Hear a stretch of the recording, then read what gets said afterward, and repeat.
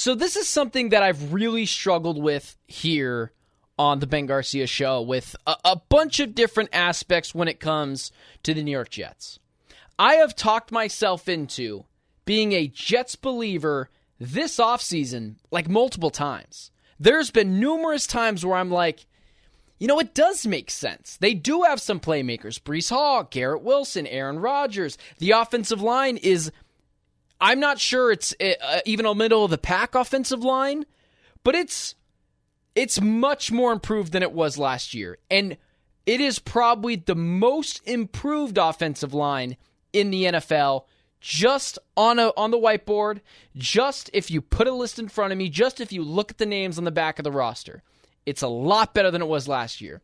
Still, where does that rank amongst the NFL? Definitely not some of the top tier offensive lines. The defense, what can I say about it? Probably the best defense in the NFL. Robert Saleh's coaching that up. We've seen that Robert Saleh is clearly a competent head coach because he has gotten his side of the ball correct. But here's why I'm going to ultimately be on the side of the New York Jets have no chance to win a Super Bowl. The New York Jets, in my opinion, have no chance to be a Super Bowl contender. I am just out on the New York Jets. And as much as I've tried to talk myself into the Jets, as much as I've tried to talk myself into just the clear competency that they now have at quarterback, even if, and we'll get to this in just a second, if Aaron Rodgers is not Aaron Rodgers that we're prone to seeing, I still believe they could be a 9, maybe a 10-win team. But I'm not picking the Jets to win their division, and I'm not picking the Jets to make it to the Super Bowl, and I'm not picking the Jets to win multiple playoff games this year. I'm just out. There's only so much dysfunction I can take with a team before I pull the plug. And at this point, it's just too much. It's just too much.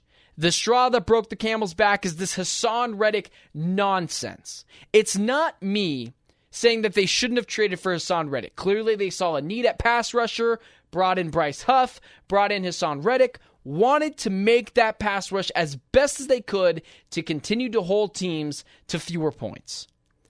But how you don't work out the logistics of even the bottom line of framework for a contract extension for a guy that you know is unhappy because he wants to fix his contract, wants a contract extension, wants more money, is beyond me. And the Aaron Rodgers thing, no one is a bigger fan of Aaron Rodgers than me. I love the guy's personality. I love him as a football player, although I think he clearly has some deficiencies in the playoffs, and he's clearly a head case. Now, he's not a head case in terms of the law or he's breaking laws. I guess that's really the only aspect in which you'd be a real head case that would just be a nuisance. But he's free-spirited, and he doesn't act presidential like Tom Brady did. He doesn't act quarterbackial like Lamar Jackson does, like a Tom Brady does, like Patrick Mahomes does. He just doesn't do that. He's a free spirit. He's a free spirit, marches to the beat of his own drum. That's what Aaron Rodgers does. But the no distractions, we're cutting that out and then leaving for a trip to Egypt, it's just so mind-boggling at times, the decisions that Aaron Rodgers decides to make off the field, which is clearly going to complicate what is going to happen on the field for the New York Jets. The Hassan Reddick controversy has just rubbed me the wrong way. The clear incompetency of the front office not to even have a framework of a contract extension ready to the point where they might have to sell off Hassan Reddick for less than they got him for. That's the incompetency of the New York Jets. I see the clear improvement at quarterback, which we'll get to right now. Yes, they won 7-6 games with Zach Wilson, and I couldn't even remember the other guy who played last year. But expecting Aaron Rodgers to be 2019, 2020 MVP level Aaron Rodgers, just be honest with yourself. That's a pipe dream. That version of Aaron Rodgers is not coming back anytime soon. That version of Aaron Rodgers, that ship has sailed. If you go back to Aaron Rodgers' final year with the Green Bay Packers, If you go back to that final season with the Green Bay Packers for Aaron Rodgers, you will see he wasn't that great.